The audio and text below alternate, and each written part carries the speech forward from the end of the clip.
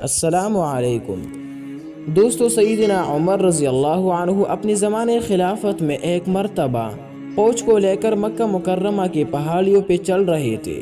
دوپہر کا وقت تھا، چلچلاتی دھوپ تھی۔ ایک جگہ کھڑی ہو گئی اور نیچے وادی میں دیکھنا شروع کیا۔ فوج ساری کھڑی تھی، سب پسینے میں شرابور تھے، کوئی سایہ نہیں تھا، بچاؤ کی کوئی صورت نہیں تھی۔ سب پریشان ہو گئے۔ کسی نے کہا، امیر المؤمنین، خیریت تو ہے؟